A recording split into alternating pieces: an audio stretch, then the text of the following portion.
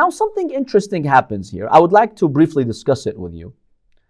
One report states that when the Prophet was on his way to Bani al-Mustalaq, they came across a mushrik spy. They caught a mushrik spy who had come to spy on the Muslims. So Al-Harith, the leader of Bani al-Mustalaq, had sent this spy to monitor the activities of Muslims and tell Bani al-Mustalaq what the Muslims are up to. So the Prophet ﷺ asked the spy, Assalamu alaikum. The Prophet told him, who sent you? He did not say anything. Where did you come from? He did not reveal any sensitive information. So the Prophet told him, I invite you to Islam. Stop your path of corruption and siding with the enemies and siding with the corrupt pagans. Come become Muslim. He refused. So the narration states, Umar ibn al-Khattab was commanded by the Prophet to behead him, and so Umar beheaded him. This is the narration. I personally don't trust such claims, because the Prophet ﷺ, when it comes to important events like that, we never see in Sahih hadiths that he would delegate them to Umar ibn al-Khattab. It seems to me that this is a fabrication to show that Umar was that warrior whom the Prophet trusted and that he's the one who killed the spy. And many times we find in fabricated hadiths that Umar tells the Prophet, kill this person, let me behead this person. Showing that he's that warrior who wants to fight and he's so brave, which is not the case. And this is based on historical facts.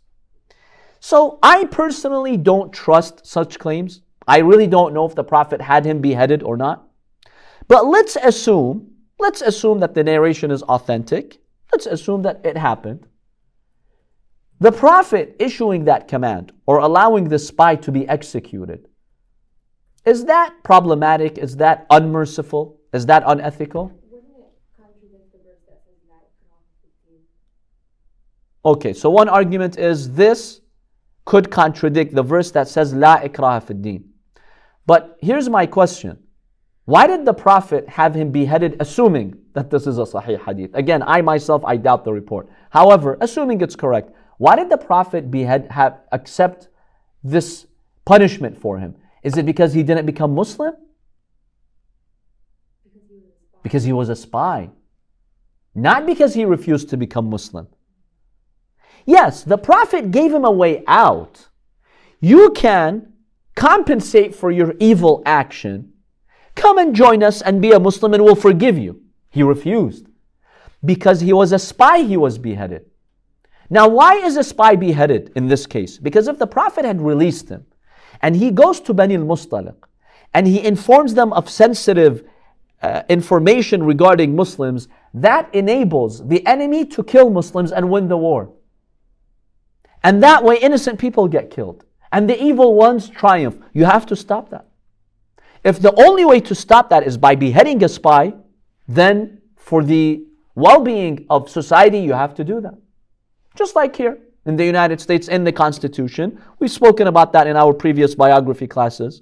You have in the American Constitution that the death penalty is a reasonable punishment for treason. Right? Why? The question is why? Because when someone commits treason, an American who commits treason and collaborates with the enemy and spies for the enemy, he's undermining the security of Americans. People can get killed because of that. So you have to stop such people, even if it's the death penalty. So assuming that the hadith is correct, it's justified given what was happening. You have a tribe who's planning to make a surprise attack on Medina.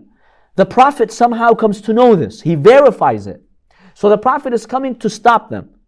If you let the spy go, he will leak sensitive information and Muslims will get killed. You can't let that happen because they are innocent people. Those are the aggressors. Bani al-Mustalaq is the aggressor, not the Muslims. So now how do you feel about this hadith? Of course, assuming that it's an authentic hadith. Do you find it unethical given the circumstances of that time? Or no, the Prophet acted responsibly? Be honest.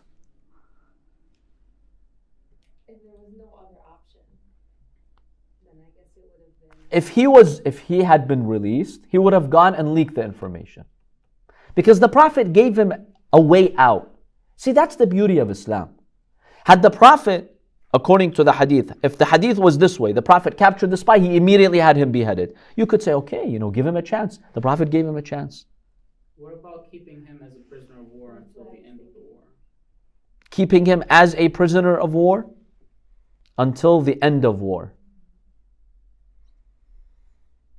Now, we don't know the circumstances of the expedition. Maybe that was not an option, or they feared that he would somehow flee. We don't know.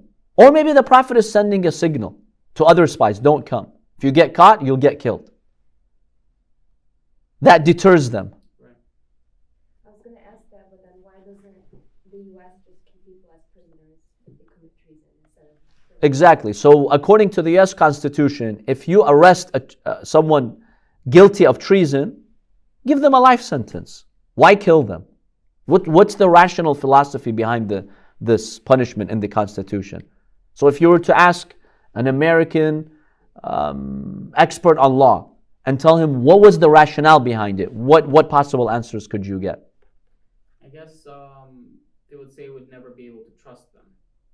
But really, at the time, Islam had so many enemies, you can't really trust them. No, you can't really trust them, but just put him in prison for life. Why kill him? The person who committed treason, okay, we can't trust him anymore. Lock him up somewhere. Arrest him. Put him in some jail. Why does the Constitution say that the death penalty is appropriate? It's a suitable punishment. Why?